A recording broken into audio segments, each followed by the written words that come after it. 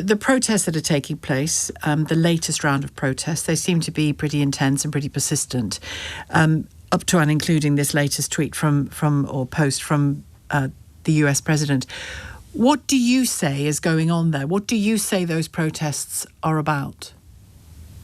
Well, there are two issues here. One is that because of the US sanctions and the European sanctions, basically because of Iran's policy against Israel, what is Iran's policy against Israel? Yes, because the whole sanction, Iran's position against Israel, yeah. Yeah, Iran says that Israel is an apartheid state. It is not morally legitimate, and that Palestinians have the right to return, just like apartheid South Africa. That it shouldn't exist. And back then, that it shouldn't exist. It's not. Is that no? What you mean? As an apartheid entity, no. But apartheid should not exist anyway. Government was I'm just trying to get a sense from, because you're close to the Iranian regime, I want to get a sense of whether... What does that mean exactly? I'm close to the Iranian regime. Is that how you introduce academics from your own country? No. In the way that I know that I'm close in terms of having easy access to and contact with and conversations with members of the cabinet. That's all I meant. I didn't mean... Would you call them the regime? Well, would you say it like the... Do you want to go into that? Yeah, sure. Well, what's the question? Well, have there been regular democratic elections that... No, you were talking about Israel. Oh, okay, we'll go back Iran's to that. position on Israel... Yeah, I'm just trying to get a sense of whether Iran's position on Israel is identical to its position on apartheid South Africa. When your government was supporting the supremacist regime in South Africa, the Iranians were supporting the ANC and Nelson Mandela. Yeah. The same logic applies to Palestine. Right. So it's not the existence of Israel, it's the nature of this Israeli state. Is that what you're saying? Yes, exactly. That Iran's opposed to. The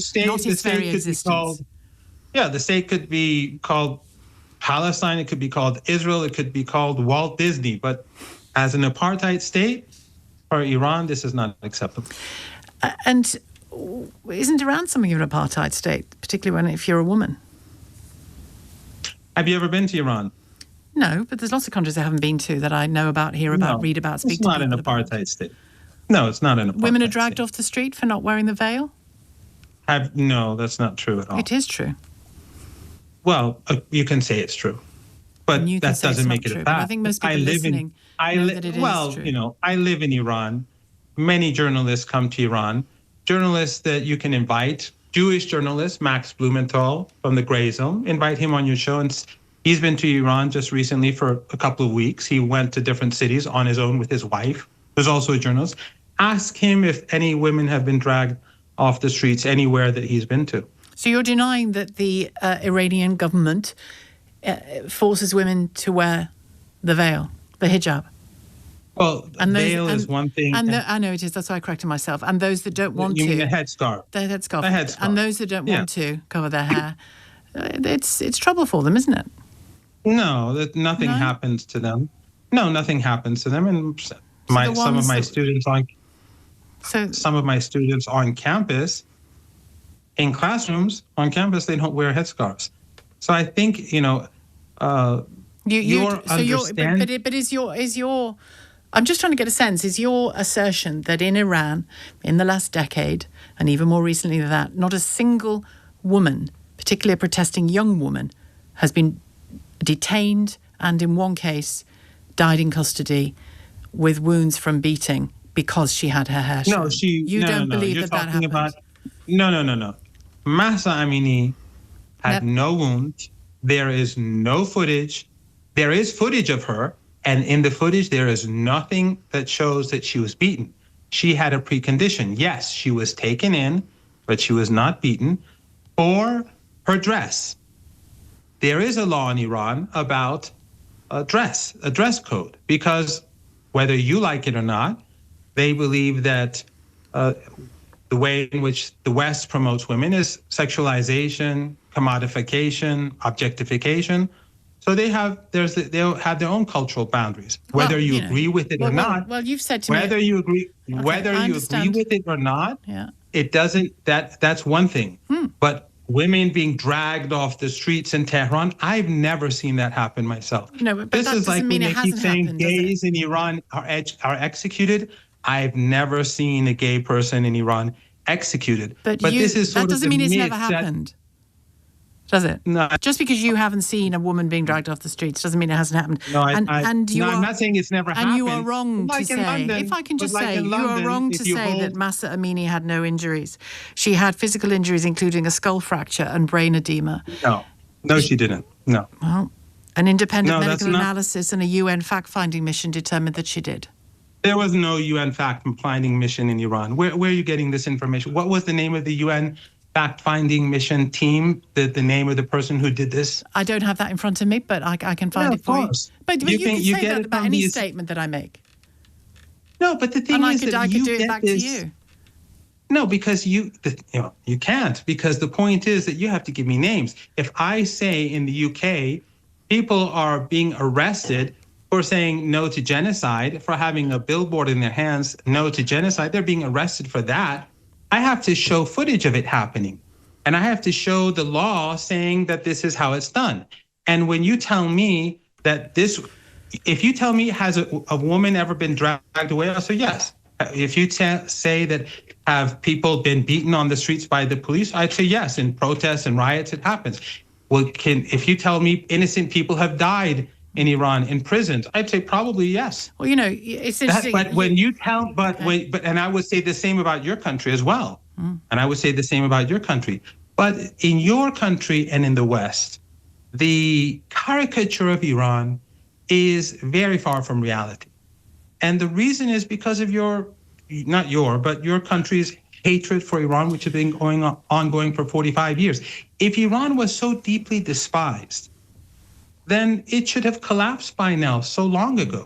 But when you say, you ask me... And then your government and your media is concerned about human rights in Iran, where you support Israel, not you, I mean your government, you support Israel, you help Israel in Gaza, you have the flights that go overhead. We support the rights of Iranians as well.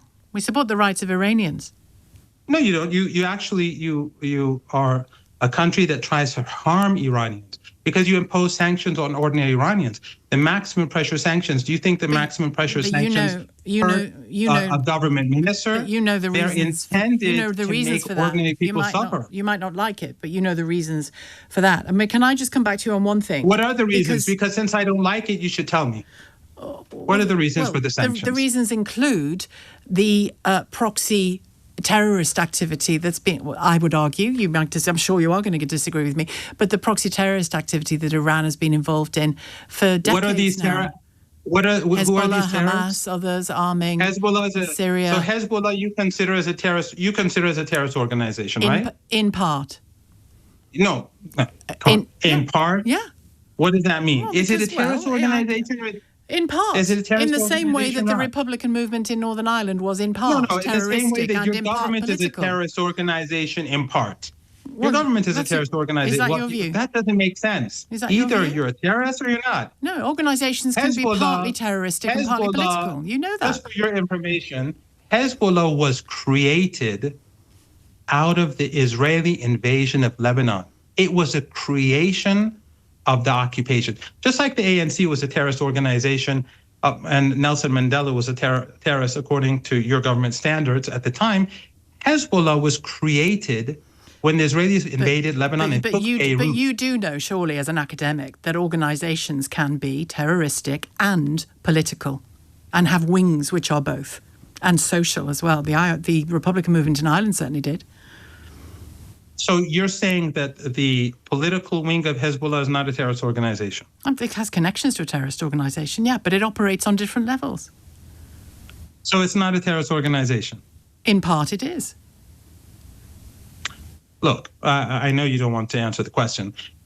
From our perspective, Hezbollah is a national liberation organization that has recovered Lebanon and saved Lebanon from Israeli occupation and colonization.